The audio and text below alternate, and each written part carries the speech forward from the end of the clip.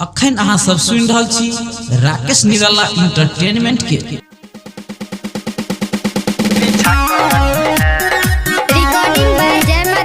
DJ Rakesh निराला DJ बुतहा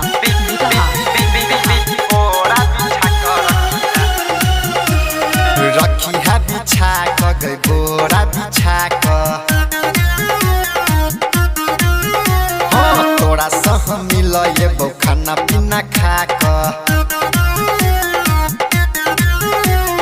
रखी है बिछा क गई बोरा बिछा क तोरा सह मिल ये खाना पीना खा क फोटो में लाली लगा कर रखी है छौरी सुतरी के बोरा बिछा कर रखी है फोटो लाली छौरी लगा कर रखी है अपला सच के बोरा बिछा कर रखी है गई सुतरी के बोरा बिछा कर रखी है। डीजे राकेश निराला बुतहा अखन अपने सब सुन रहल छी राकेश निराला इंटरटेनमेंट के। म्यूजिक बाय बिजनेस प्रेमी। रखी है मोबाइल के कके साइलेंट गे नीचा ऊपर मार ली है कबड़ा वाला सेंट गे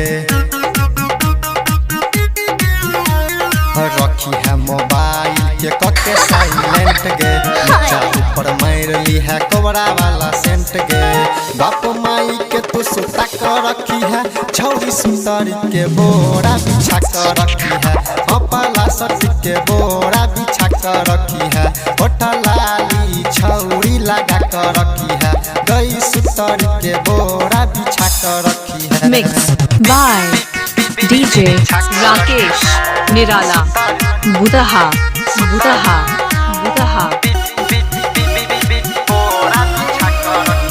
जय मां दुर्गा म्यूजिक आ गया मिथिलांचल म्यूजिक बाय बिजनेस प्रेमी।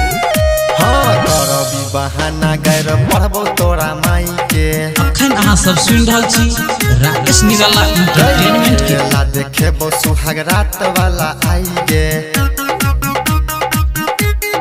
सुन करबी बहाना गैर पढ़बो तोरा माई के खेला देखेबो सुहाग रात वाला आई गे होठ में होठ सटा को चटी है छौरी सुतरी के बोरा बिछा कर रखी है अपला सट के बोरा बिछा कर रखी है होठ लाली छौरी लगा कर रखी है गई सुतरी के बोरा बिछा कर रखी है।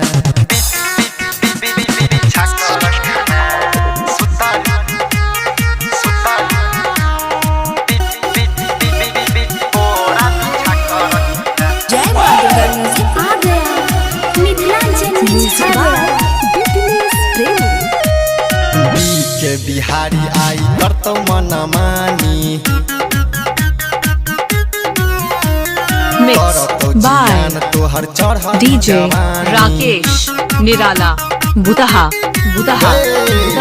के बिहारी आई करतो मन मानी करतो जियान तोहर चढ़ली जवानी राइटर प्रकाश के फेरा में नहीं रही है छौरी सुतरी के बोरा बिछा कर रखी है अपला सट के बोरा बिछा कर रखी है होठा लाली गोरा की लगा कर रखी है गई सुतरी के बोरा बिछा कर रखी है।